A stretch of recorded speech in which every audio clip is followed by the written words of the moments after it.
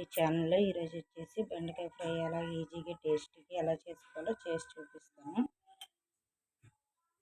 ఇది stove on చేసుకొని కళాయి పెట్టుకొని ఆయిల్ వేసుకున్నాను. ఇప్పుడు ఆయిల్ వేడవుతుంది. ఇప్పుడు ఆయిల్ వేడైందండి. ఇందులోకి వచ్చేసి జీలకర్ర వేసుకోవాలి.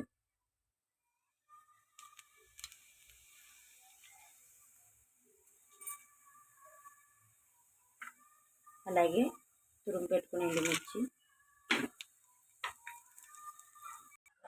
ఇప్పుడు పచ్చగా దంచుకున్న వెల్లుల్లి కూడా వేసుకోవాలండి. ఇప్పుడు టేస్ట్ బాగుంటుంది. డెలివరీ అయిన వాళ్ళకి కూడా పచ్చడానికి బాగుంటుందండి. ఇలా ఈ స్టైల్లో వండండి, చాలా టేస్టీగా ఉంటుంది. ఇందులోకి వచ్చేసి కరివేపాకు కూడా యాడ్ చేస్తున్నాం.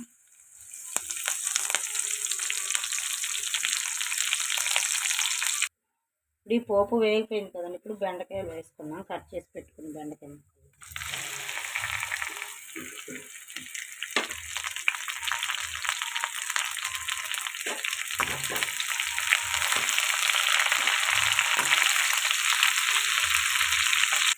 ఇందులోకి వచ్చేసి సాల్ట్ యాడ్ చేస్తున్నాం. ఇది బాగా కలుపుకొని మూత పెట్టుకొని ఫ్రై చేసుకుంటాం.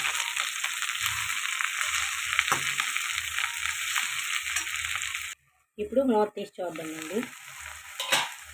ఇది ఫ్రై అవుతుంది. మంటని చిన్న మీడియం ఫ్లేమ్లో పెట్టుకొని ఫ్రై చేసుకున్నాం.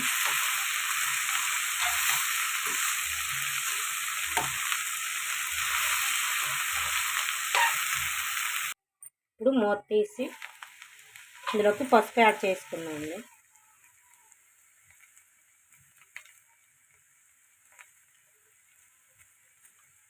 ఇది కలుపుకున్నాం.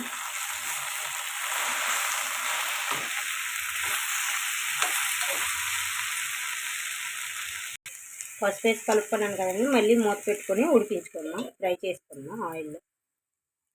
ఇప్పుడు మూత తీసి చూద్దామండి. మళ్ళీ ఫ్రై అయిపోయింది, ఉడికిపోయింది. ఇప్పుడు ఇందులోకి కారం యాడ్ చేసుకుందాం. ఇప్పుడు కారం వేసుకున్నాం. ఇప్పుడు కలుపుకున్నాం. చాలా టేస్టీగా ఉంటుందండి. రైస్లో కలుపు వేడి అన్నంలో కలుపుకొని తింటే. కారం వేసి కలుపుకున్నాం కదండి. మరొక 2 minutes ఫ్రై చేసుకుంటే మనకి బెండకాయ ఫ్రై రెడీ అయిపోద్దండి.